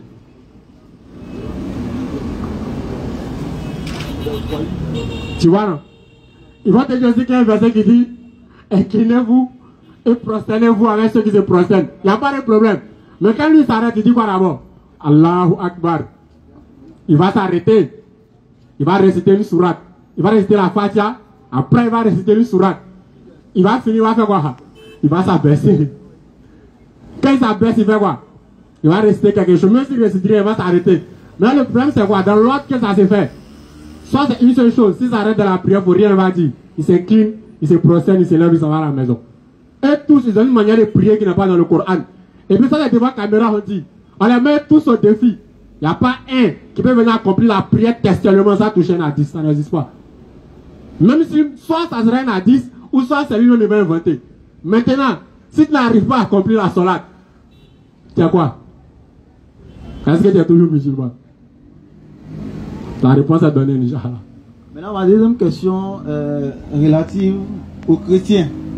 Est-ce qu'aujourd'hui, on peut obtenir la grâce sans toutefois appliquer la loi mosaïque? Est-ce qu'on peut obtenir la grâce sans la loi de Moïse? Mais la loi elle-même est une grâce. La loi là, c'est une grâce. Imagine-toi un seul instant un pays sans loi. Champion, on est en train de se propre André Cabri. Donc la loi elle-même là, c'est d'abord une grâce. Son application encore devient une grâce. Comprends? Donc, on ne peut pas avoir le salut en rejetant la loi mosaïque, surtout pour les chrétiens. Non, ce n'est pas possible. Puisque Jésus n'a pas apporté de loi. Aucun chrétien ne peut te dire voici les lois de Jésus, ça n'existe pas. L'évangile est un complément de la Torah. Et quand on dit complément, l'évangile vient pour essayer de clarifier certaines lois mosaïques. Jésus pourrait dire, vous avez entendu, œil pour œil, dent pour dent. Mais moi je vous dis, pour celui qui pardonne, c'est meilleur. Mais au temps de Moïse, là, on disait œil pour œil, dent pour dent. Il n'y a pas sabari dedans. C'est du tic au tac. Donc Jésus vient ajouter un élément qui rentre maintenant dans la loi. Et quand tu prends le Coran va prendre Moïse et va prendre Jésus en te disant œil pour œil, dent pour dent, coup pour coup, blessure pour blessure. Mais celui qui pardonne, c'est encore meilleur si vous saviez. C'est-à-dire le Coran va te mettre encore face à ta responsabilité. Quelqu'un t'a tapé, Allah te donne le droit de rendre ton coup. Mais coup pour coup. Qui a brûlé trop, il est Wamruta pour Madini. C'est pas ça. Coup pour coup. Si je veux exagérer même, hein, si je veux exagérer là, c'est-à-dire, il t'a giflé. Comme ça. À la dimension, sur ton oreille, un peu vers ta tête. Tu dis, tu veux rendre. Si je vais exagérer là, il faut mesurer. Oreille, tête. Et puis tu envoies. Si tu as ajouté 1 centimètre, tu es dedans. D'où toute la sagesse de... Mais, si vous pardonnez, c'est meilleur si vous saviez. Je laisse pour moi à Dieu. Dieu seul peut rendre le coup pour le coup, blessure pour blessure, sans débat. Même chose. Donc, l'évangile est un complément de la Torah. C'est pourquoi tu peux trouver par exemple un verset, si je me souviens, dans la Bible, où Jésus va, pour montrer même que la loi, il est là pour compléter. Non, il dit, voilà, concernant l'adultère, il dit, Moïse dit, que si on prend, je paraphrase, si on prend 2 personnes qui ont commis l'adultère, on doit les lapider à mort. N'est-ce pas? Au même moment, Jésus dit quoi? Si tu penses que tu as déjà commis. Moïse dit, si on prend 2 personnes qui ont commis l'adultère, on doit les lapider à mort. Jésus dit, le simple fait de penser qu'il y a déjà dans l'adultère là même. Tu vois qu'entre Moïse et Jésus là, si on demande aux chrétiens, tu choisis qui? Est-ce que tu choisis Moïse ou bien Jésus? En tout cas, les plus sages diront, je choisis Moïse, parce que là on parle de te prendre aussi l'action. Jésus lui t'envoie dans l'état même spirituel, c'est-à-dire le fait de penser. Mais regarde, il n'y a pas de contradiction. Jésus a tout simplement ressorti l'élément premier de l'acte. C'est-à-dire l'élément premier avant d'arriver à l'acte, c'est mûri quoi? L'acte. Mais dans la loi mosaïque, on ne fait pas cas du mûrissement de l'acte. On fait cas directement de l'acte. Donc Jésus ne vient que réveiller pour dire, hey, vous regardez l'action, mais avant l'action, tu regardes d'abord la go, tu cogites, tu penses, tu traces les plans. Comment tu as fait à 18h pour aller à la croisée, un petit poulet au resto, et puis après tu arrives bien là, se reposer. Donc tu es en train de mûrir. Donc avant d'arriver à l'action, il y a d'abord la conception spirituelle ou mentale de l'action qu'on va accomplir. Complémentarité de la loi mosaïque. Donc si un chrétien vient dire que lui, il obtient le salut sans la loi mosaïque selon la Bible, c'est un perdu. Il est perdu. Parce que même la circoncision, c'est mosaïque. Jésus, il n'a jamais apporté de loi de circoncision, il n'a pas contesté. C'est le bandit de Paul qui a essayé de créer des froufrous dedans. Mais lui, on peut l'attraper. Parce qu'il nous faut croire que Jésus est la fin de la loi. C'est faux. Si Jésus-Christ était la fin de la loi, il ne se serait jamais fait circoncis dans Luc chapitre 2, le verset 21. Jamais. Il n'allait pas se circoncire pour montrer la face des hommes qui viennent mettre fin à la loi mosaïque. Mais lui-même là, ils ont coupé. Ils ont coupé pour montrer qu'il rentre pleinement dans la loi mosaïque. Hey, Dieu regarde. C'est pourquoi il dit, je termine, les scribes et les pharisiens sont assis dans la chair de Moïse. Quand on parle de la chair ici, c'est la loi mosaïque. Parce qu'en vérité, le prophète et la loi sont en quelque sorte un. Ils sont assis dans la chair de Moïse. Faites tout ce qu'ils vous demandent, même si eux-mêmes ils ne font pas. Lorsqu'il guérit l'aveugle, il dit quoi? Va te présenter au temple et fais ce que la loi de Moïse te dit de faire. Claire. Jésus est sous la loi de Moïse. Il est dans la loi de Moïse. C'est pourquoi dans Jean chapitre 17, le verset 17 à 18, Jean chapitre 5, pardon, verset 17, 18, jusqu'en bas, il dit quoi? Ne croyez pas que je sois venu pour abolir. Pardon. Matthieu chapitre 5, verset... Petit baoulé là. Écoutez, de toute façon, c'est la vieillesse. Et puis moi, les chiffres, on n'a jamais été camarades. Donc dans le livre de Matthieu chapitre 5, 17, 18, il dit quoi? Ne croyez pas que je sois venu abolir la loi ou les prophètes. Je suis venu non pour abolir, mais pour accomplir. Le plus ignorant des chrétiens s'arrête sur ça. Voilà. Jésus dit qu'il est venu accomplir la loi. C'est pourquoi Quand il était sur la croix, il dit tout est déjà accompli. Normalement, si tout est accompli, ça veut dire que tu peux frapper ta maman. Tu dois désobéir à ton père. Tu ne dois plus respecter la loi puisque Jésus a tout pris, il a tout accompli. Or, ce n'est pas ce que Jésus dit. Mais la suite des propos de Jésus vont t'amener à comprendre ce qu'il voulait dire. Car, je vous le dis en vérité, non. Tant que le ciel et la terre ne passeront point, il ne disparaîtra pas de la loi un seul iota ni un seul trait de la lettre jusqu'à ce que tout soit arrivé. Mais tout soit arrivé. Qu'est-ce qui est le tout qui doit arriver? Le tout qui doit arriver, c'est la disparition du ciel et de la terre. Parce qu'Allah a dit dans le Coran, le ciel sera nivellé, la terre dégagée. Parce que quand tout cela va arriver, la loi de Dieu n'aura plus d'importance pour les hommes. La loi est importante parce qu'on est vivant.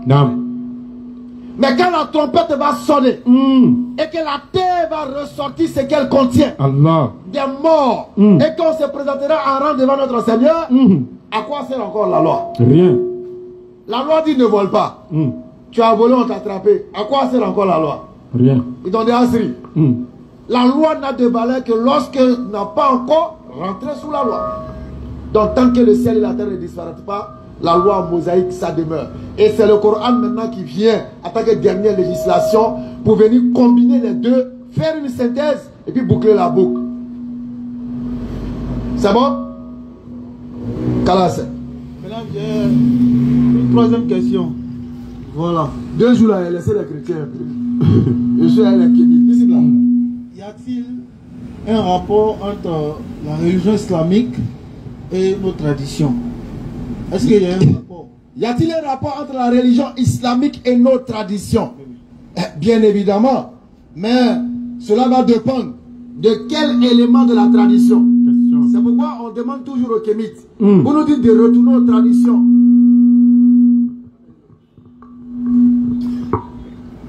Vous nous dites de retourner aux traditions, à la spiritualité, aux coutumes de nos ancêtres.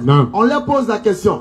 Est-ce que nous allons à la spiritualité et aux coutumes dans toute sa totalité ou bien on va en partie? Question.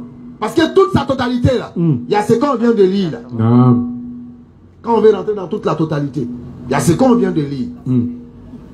Mais ils ne vont jamais accepter ça. Ils vont te dire non, on va aller en partie. Donc même eux-mêmes, ils trient les coutumes. Eux-mêmes là, ils tamisent ça. Mais ils tamisent ça sur la base de quelle loi? Question. Est-ce qu'il y a un ancêtre qui a dit que faire sacrifice de l'homme là, c'est pas bon? Aucun ancêtre n'a contesté ça. Maintenant, c'est les jeunes Kemta, buveurs de Koudoukou de 2025 là. C'est eux qui viennent dire non, ça là, nous on va enlever ça dans la... Donc vous êtes plus intelligents que vos ancêtres. Le manger de poulet. Vous êtes trop intelligents. Mais en vérité, c'est la loi des Blancs qui fait qu'ils se disent, ils parlent de morale.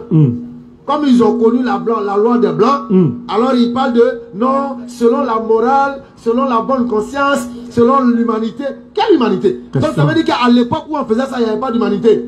Vos ancêtres n'avaient pas de moralité. Vos ancêtres n'étaient pas intelligents. Donc c'est toi en 2025, tu es plus intelligent que Béanzin. Donc frère, l'islam ne rejette pas la tradition. L'islam ne rejette pas nos coutumes. L'islam rejette le culte. Le culte qui se trouve dans la tradition, qui n'est pas dédié au créateur, mais qui est dédié à des idoles, aux djinns, aux entités. Là. Ça là, l'islam shoot ça. Quand un individu, avec toutes ses facultés, ça va s'asseoir devant l'eau, et puis il s'arrête, il dit, il est malade. Allah dit, il a donné l'eau là, il faut faire barrage. La mer courant au village. Il faut exploiter l'eau là, faire barrage. Bon poisson, il a. Prends les poissons, il faut les faire sauce graine, vous allez manger. Mais ils ont sacralisé toutes les rivières, toutes les forêts. Que c'est lui sacré. C'est pourquoi on est dernier de la classe là. On est dernier de la classe parce qu'on a tout sacralisé et puis ce qu'on a adoré ne pouvait pas nous orienter. Alors que Allah dit au prophète alayhi wa sallam, 7e siècle, il dit, c'est lui qui vous a assujetti le soleil, la lune. Assujetti, ça veut dire, j'ai créé ça pour mettre ça à votre service. Donc, quand un musulman entend ça, et qu'il a fait peut-être l'astronomie, automatiquement il va chercher à aller là-bas. Parce qu'Allah dit qu'il a assujetti le soleil. Ça veut dire que j'ai la possibilité de dompter les rayons du soleil. Ça veut dire que j'ai la possibilité peut-être d'aller sur la lune. Il va commencer à réfléchir. Et c'est ça l'islam. Pendant ce temps, Les Kémites, ils regardent le soleil puis ils disent soleil, on t'adore, tes rayons nous donnent la vie. Eux, ils sont en train d'adorer le soleil. Voilà comment les Blancs nous ont eu. Ils nous ont manipulés. Parce que pendant que nous étions en train d'adorer la vie et le soleil, ils sont passés derrière, ils ont usé d'intelligence. Voilà la vérité, ça leur fait mal, mais c'est la vérité qui est là. Donc l'islam ne rejette pas toutes les coutumes, toutes les traditions, mais l'islam rejette l'idolâtrie, le polythéisme qui se trouve dans nos traditions. Sinon, prendre cola. Cola, en fait, tu n'as pas vu une source islamique qui te dit de prendre cola, de faire mariage avec cola. Non, c'est nos coutumes. C'est nos coutumes. C'est nos coutumes. Tu n'as pas vu l'islam contester ça? Non. Parce que ça n'a rien à voir aller s'arrêter devant l'eau bien rivière parler. On a gardé. Donc il y a quelques éléments dans la coutume comme ça qu'on a gardé. Et on balaie tous ceux-là qui sont sales. Il faut cracher sur ton Dieu. Voilà. Bon, on a enlevé tout ça devant. Inch'Allah. Qu'Allah accepte. Amen. On va passer à la seconde question. Bon, la seconde question, c'est une question anonyme. Jean-Fio. Il y a un frère qui demande. Il dit à chaque fois dans les rappels de l'interreligieux, il entend que Jésus n'a pas été crucifié. Donc lui, il veut qu'on lui donne les preuves de ça ce soir. Jésus n'a pas été crucifié, on ne va pas trop étendre. On va prendre l'histoire de Jonas et puis Jean chapitre 9, verset 31. Les deux éléments. Sinon, il y a plein d'autres. On peut faire beaucoup de démonstrations pour prouver que Jésus-Christ n'a pas goûté à cette mort sale sur la croix. C'est pas nous qui le disons, hein. C'est le livre de Deutéronome qui dit que quand on met là-bas, c'est les bandits on met là-bas. C'est le livre de Galates qui a parlé, Galates chapitre 3, verset 13, qui a dit que est maudit quiconque est pendu à un bois. Claire. Donc nous on dit que Jésus n'est pas maudit. C'est pas un fils maudit. C'est pourquoi le Coran il atteste lui-même. Allah m'a béni. Où que je sois. Donc nous reconnaissons Jésus comme un homme béni, on ne peut pas admettre qu'il soit maudit et tué dans un acte de malédiction. Jamais. Non, on ne peut pas accepter ça. Et la Bible vient nous reconforter. Il demande un miracle. Vas-y. Matthieu 12, 39. 12, 39. Il leur répondit. Une génération méchante et adultère. Ils sont venus vers Jésus. Il dit Jésus, on peut faire un miracle pour nous, on voit clair dedans. Il dit une génération perverse demande un miracle. Il ne lui sera donné aucune autre miracle que celui il ne lui sera donné pas aucun autre miracle que celui de Jonas. Car de même que Jonas fut 3 jours. Et 3 nuits. Dans le ventre d'un grand poisson. De même le Fils de l'homme sera 3 jours et 3 nuits dans le sein de la terre. Alors automatiquement si tu es un chrétien, il faut courir maintenant pour aller voir l'histoire de Jonas. Jonas chapitre 2, tu commences à lire, tu vas comprendre. Mais attention, il risque de te manipuler. Parce que dans le texte, tu vas attendre séjour des morts. Fais très attention. Tu vas attendre séjour des morts. Donc quand tu vas lire, il faut lire avec beaucoup d'intelligence. Donc il dit le signe de Jonas. On va analyser rapidement le signe de Jonas. Jonas est envoyé à Ninive pour aller prêcher la parole. Jonas a peur, il refuse, il veut fuir pour se cacher. Alors il monte dans l'embarcation et puis ils sont en train de partir. Un coup, il y a une tempête. Alors, les mariés qui sont là, eux, ils ont commencé à checker. Ça l'a forcé, il y a quelqu'un ici qui a attiré la colère de Dieu. Bon, on va tirer au sort, on va voir. Ils ont tiré le sort comme si Jonas. Écoutez. Champion, toi tu as fait quoi à Dieu? À cause de toi, regarde, on veut dire dans l'eau là, on fait comment? Alors il décide de jeter Jonas à l'eau. Il soulève Jonas. Jonas est vivant. Il le balance, il le jette dans l'eau. Jonas est vivant. Jonas tombe dans l'eau. Jonas est vivant. Le poisson vient, il avale Jonas. Jonas est vivant. Jonas est dans le ventre du poisson. Parce qu'on parle d'un miracle. Jésus dit, il ne leur sera donné aucun autre miracle. Un miracle est une action qui dépasse l'entendement de l'homme. Donc quand le poisson va avaler Jonas, on est dans le miracle. C'est le miracle qui va faire que Jonas ne va pas mourir dans le ventre du poisson. C'est le miracle qui va faire que Jonas dans le ventre du poisson, il va invoquer son Seigneur. C'est le miracle encore qui fera que le poisson va vomir Jonas. Donc Jonas dans le ventre va invoquer son Seigneur. Et Dieu va exaucer Jonas dans le séjour des morts. Parce que le ventre de la baleine ici est considéré comme le séjour des morts. Claire. Mais le problème, c'est que dans le séjour des morts, il n'y a point de prière qui doit être exaucée. Ecclésiaste 9, le verset 5. Voilà le problème, lecture. Les vivants. Les vivants. En effet. Les vivants savent en effet qu'ils mourront. Ils savent qu'ils vont mourir. Mais les morts ne savent rien. Ça, c'est fini, ça. Il n'y a pour eux plus de salaire. Il n'y a pour eux plus de salaire. Puisque leur mémoire est oubliée. La mémoire est oubliée. C'est pourquoi quand vous prenez l'histoire du riche et du pauvre avec Abraham alayhi salam, il dit quoi? Il dit, ce qu'il disait à faire d'enfer et paradis, c'est vrai. Parce qu'il demandait, c'est comme mettre un doigt dans l'eau pour mettre dans sa bouche. Tellement c'est chaud. Il dit à Abraham, pardon, laisse-moi retourner pour aller avertir mes frères. Quand il y a une vérité qu'ils ignorent. Abraham dit quoi? Non, c'est fini ça, champion. C'est bouclé. Ils ont Moïse et les prophètes, qui les écoutent? Mais pourquoi la demande, qui est une prière adressée pour retourner pour annoncer le message, n'a pas été exaucée? Parce que c'est fini pour le pauvre. C'est fini. C'est fini pour le riche, c'est bouclé. C'est bouclé. Donc, dans le séjour des morts, il n'y a plus de prière pour être exaucée. Donc si Jonas parle, il prend l'image du séjour des morts, parce que dans le ventre de la baleine, c'est un peu comme dans un tombeau. C'est carrément fermé. C'est pourquoi Jésus a pris cet exemple-là. De même, le Fils de l'homme fera 3 jours et 3 nuits dans le sein de la terre, il va ressusciter, etc. Donc, le ventre de la baleine est comme un tombeau. Donc, considéré par Jonas comme le séjour des morts. Mais dans le séjour des morts, on ne prie pas pour être exaucé. C'est fini. Si tu pries dans le séjour des morts, que tu es exaucé, c'est que tu n'es pas encore dans le séjour des morts. Tu n'es pas encore mort. Il m'a dit, quand j'ai goûté à la mort, on ne goûte pas à la mort. Ça t'a pas encore eu. Le jour où tu goûtes à la mort, c'est que tu as déjà mort. C'est fini. Quand la mort m'a raté, non, c'est pas la mort, c'est une imagination. C'était pas ton jour. Oh la mort m'a raté, hein. Non, c'est pas la mort, c'est ton imagination. Pas la mort, tu as vu. C'est le seul tireur d'élite qui rate pas. La mort t'a raté. Très rapide. Non, champion, faut laisser ça. Très précis. J'ai eu la chance, hein.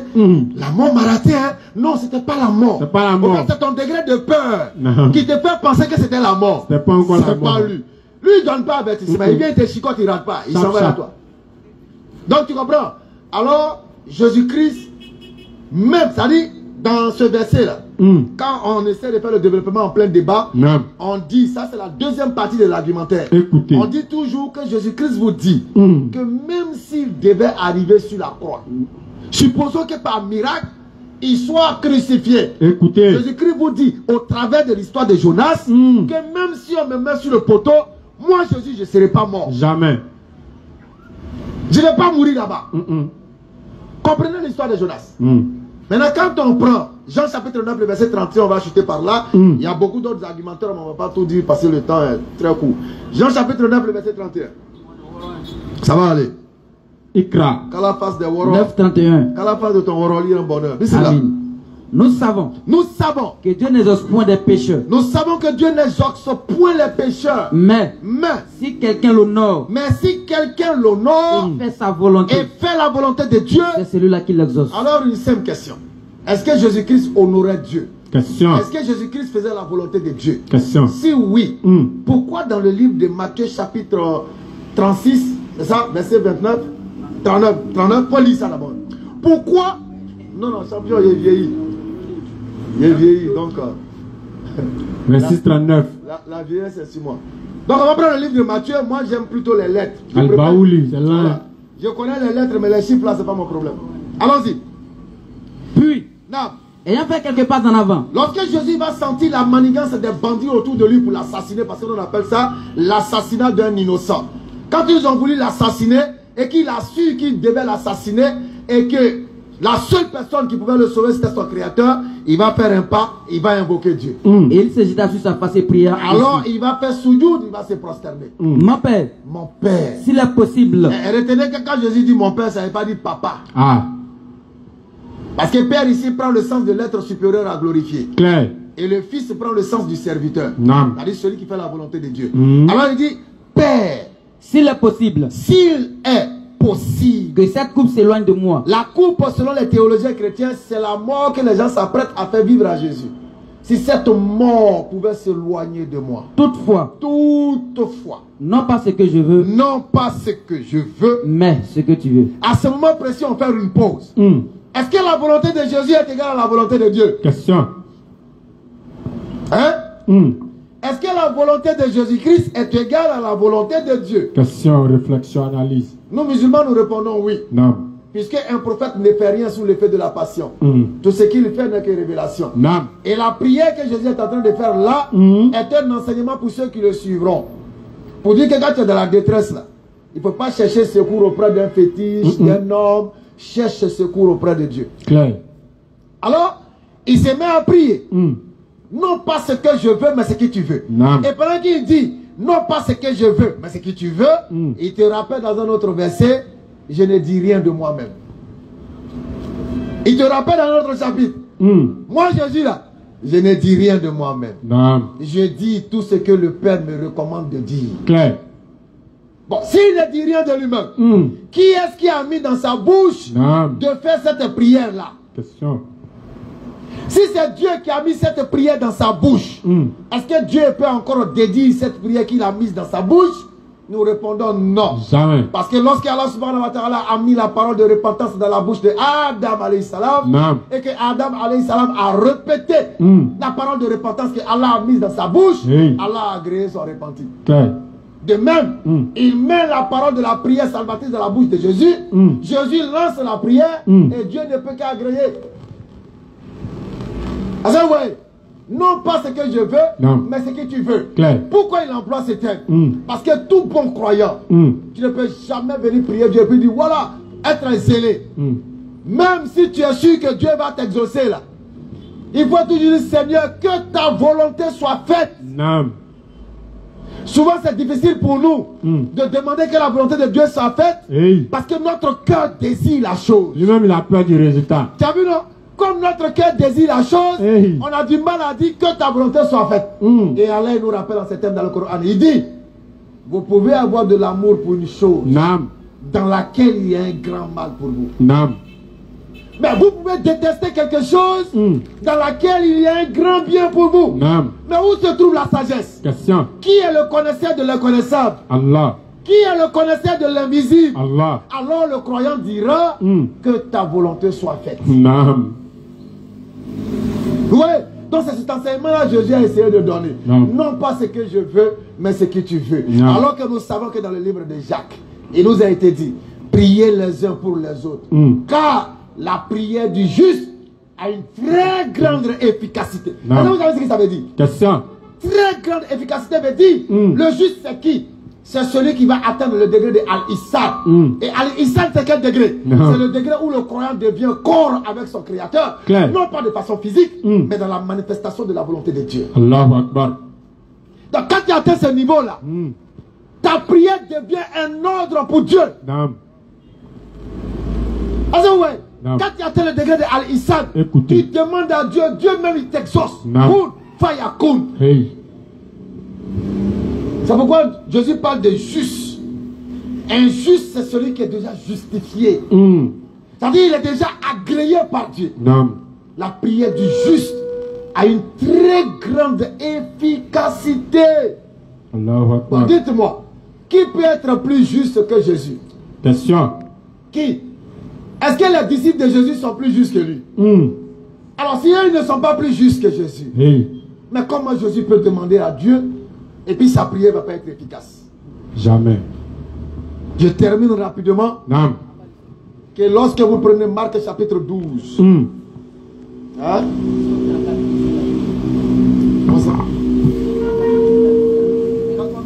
On prend tout ça. Je suis en train de surfer. Quand vous prenez le livre de Marc, c'est ça le Marc chapitre 12 à partir du verset 6, là, la parabole du vigneron. Vous allez voir que la mission, quand Dieu envoie Jésus sur la terre, il n'a jamais envoyé Jésus sur la terre pour venir se faire tuer. Ça n'existe dans aucun passage. Je vais m'expliquer. Faites très attention. Dieu n'a jamais envoyé Jésus pour qu'il vienne se faire tuer. Mais que va-t-il se passer? Pour comprendre ce qu'ils sont en train de dire, il faut aller lire Marc chapitre 12. Le contexte de la mission de Christ dans la parabole du vigneron. Dieu envoie des prophètes. Les mécréants les attrapent, il les tue. Il les lapide. Il crache sur eux. Alors il envoie le dernier. Ce mot est très important. Le dernier prophète envoyé aux enfants d'Israël s'appelle Jésus. Dans le contexte des enfants d'Israël. Mohammed alayhi salatu wa salam, quand lui il vient maintenant pour toute l'humanité, y compris les enfants d'Israël. Mais dans le champ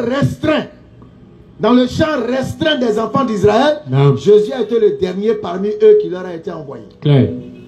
J'espère que j'ai été clair. Non. Donc, quand le dernier vient, quand Dieu dit au dernier de venir, il dit viens prendre ma part. Il n'a jamais dit viens mourir pour les sauver. Maintenant, qu'est-ce qui va se passer?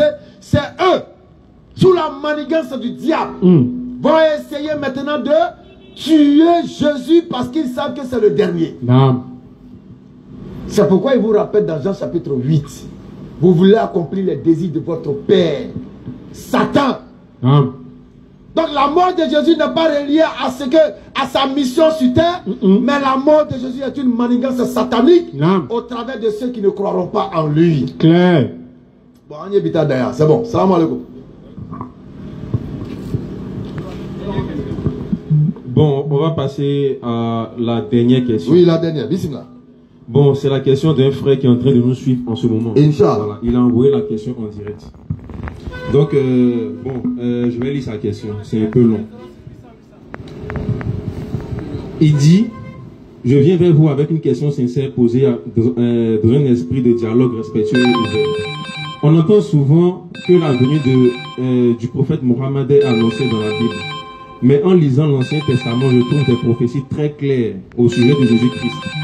Sa naissance à Bethléem dans Michée 5.1, sa mort pour nos péchés, Ésaïe 53, son ministère en Galilée, Ésaïe 9.1.2, sa résurrection, Psaume 16.10.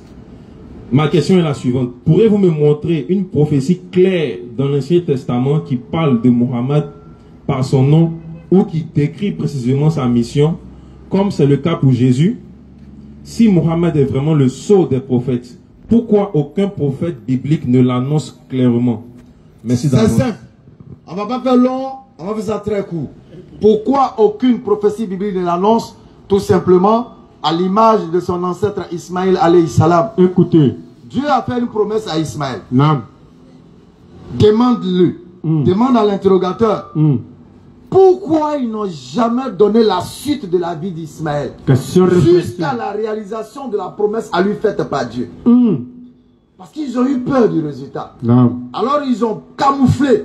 Ils ont jeté du revers de la main l'histoire d'Ismaël. Bon, s'ils ont fait ça à Ismaël, c'est bon, Mohammed t'a trouvé dedans.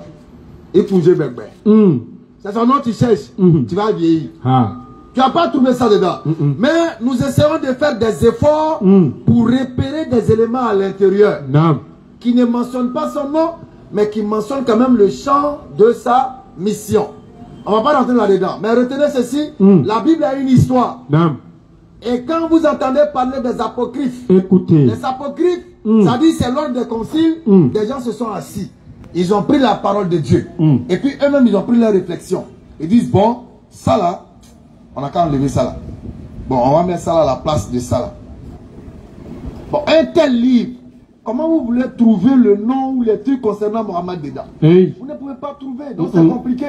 C'est pourquoi le Coran vient rappeler, dans la sourate 7, le verset 156 à 157, une parole claire pour nous dire que Mohammed avait bel et bien été mentionné dedans. Le prophète illettré. Le Coran nous rappelle également, tu vas lire tout à l'heure, que aujourd'hui, pourquoi vous mélangez la vérité et le mensonge et cachez sciemment la vérité aux gens? Bon, un livre qui est falsifié dans le sens du mélange de la vérité et du vrai. Toi, tu cherches la prophétie de Mohammed dedans. Bon, ça va chauffer. Oui, je sais, ça va chauffer. Donc, dans un livre pareil, ça sera vraiment difficile que tu aies son nom, les trucs comme ça, non, c'est pas possible. Mais par exemple, quand tu regardes dans le Nouveau Testament, Jésus dit, il faut que je m'en aille, car si je ne vais pas, un autre consolateur ne viendra pas. Pourtant, les chrétiens nous disent que Jésus est le consolateur, il est le Saint-Esprit. Donc si Jésus est le consolateur et le Saint-Esprit, qui est donc cet autre Saint-Esprit qui doit venir, ou cet autre consolateur qui doit venir? Question, réflexion. Qui est-il? C'est qui? Nous disons qu'il s'agit du prophète Mohammed alayhi salatu wa salam. À la lumière des versets coraniques que nous allons lire maintenant sur l'acte 7, versets 156 à 157. Ceux qui suivent le messager. Ceux qui suivent le messager. Le prophète illettré. Le prophète illettré. Qu'il trouve écrit mentionné chez eux. Qu'il trouve écrit mentionné chez eux. Dans la Torah. Dans la Torah. Et dans l'évangile. Le Coran l'a dit. Et nous savons que le Coran ne ment pas. Mais qui peut mentir? C'est la Bible et la Torah qu'ils ont falsifié, en cachant sciemment la vérité, en détournant le sens des versets, en transformant les mots pour embrouiller la grande masse. Heureusement que le Coran nous a dit que son nom était dedans. Donc voilà ce que nous pouvons dire, Inch'Allah, pour vraiment faire court quant à la réponse du frère. Alors, je pense que tout a été dit et bien dit. Hein. Le hasard n'existe pas. On ne se retrouve pas ici par hasard. Écoutez. Hein. C'est une programmation et c'est l'expression de notre responsabilité. Parce qu'on prend la responsabilité de venir écouter le rappel. Pourquoi? Parce que nous sommes conscients que toute brebis égarée de la bergerie est à la merci de tous les loups. Et les loups sont dans la bergerie. Les couranistes, les kémites, ils sont pleins comme ça dans la bergerie. Beaucoup. Tout le monde est face à l'islam. Tout le monde est contre l'islam. Et l'islam est seul face à tous. Regardez autour de vous. Des pays musulmans souffrent. Mais est-ce que vous voyez les États musulmans puissants réagir? Non, ils ne réagissent pas. Parce que le loup est dans la bergerie. C'est Ginzin. Le sens de la responsabilité. Que chacun se surveille soi-même. Que chacun lutte contre son nafs soi-même. Il faut lutter contre ton nafs. Les mauvais penchants de ton âme. Parce que tu seras responsable de chaque action. On est en groupe. Mais on ne se ressemble pas. On est en groupe. Mais les délits seront donnés individuellement. Même quand les gens s'en vont voler en groupe, on donne les délits individuellement. Chacun prend sa dose. On ne va pas dire, bon, comme vous avez fait le vol à main en groupe, alors vous tous, on vous donne 20 ans pour vous tous. Non, chacun a son 20 ans, 20 ans, 20 ans. 20 ans. Voilà. Même si vous tous allez faire le même 20 ans, on te précise, toi tu as 20 ans, toi tu as 20 ans, toi tu as 20 ans. Voilà. Donc on précise précisément le délit. Donc le sens de notre responsabilité, c'est de vraiment appliquer l'islam comme si on voyait Allah. Allahu Akbar. Le sens de notre responsabilité, c'est d'assumer notre foi. En secret, comme en public. Le sens de notre responsabilité, c'est de savoir que nous sommes des hommes faibles. Donc quand on trébuche, ne restons pas couchés. Levons-nous rapidement. Allons nous nettoyer. Allons nous laver. Et changeons de vêtements. C'est ça qu'on appelle la réforme. Il faut se réformer et se conformer à la parole d'Allah. C'est sur cette base-là que notre responsabilité sera établie le jour de Yom Al-Qiyam. Inch'Allah. Donc, chaque musulman et chaque musulmane, nous sommes responsables de ce monde-là. Allah, il nous a surgi pour les hommes. Pour que nous soyons les gardiens des hommes. Mais si un gardien lui-même, il est voleur, celui qui suivait, il sera comment? À tuer la maison là. C'est comme un gardien qui est devant la cour. Je te mets gardien pour surveiller la cour. Les enfants ont réussi à te corrompre. Ils te donnent les biens de 10 000, ils sautent, clôture, ils s'en vont. À ce moment-là, tu n'es plus pour les enfants, mais tu es contre les enfants. Or là, nous a suivi pour les hommes. Surveillance, ordonnance du convenable, interdiction du blâmable. Mais allez vous ordonner ce que vous recommandez aux gens. Et vous oubliez vous-même. Donc la responsabilité que nous demandons commence par nous-mêmes. Qu'Allah facilite l'accomplissement de cette responsabilité. Et qu'il fasse de nous des musulmans purs et sincères. Qu'il nous fasse mourir en pleine soumission. C'était les élèves d'Abdul Majid, la BAM 1781. Béni Islam, Mahamoud Al-Tubabou. Ashhadu an la ilaha illallah wa ashhadu anna Muhammadan Rasulullah. Assalamu alaikum wa rahmatullahi wa barakatuh. Allez.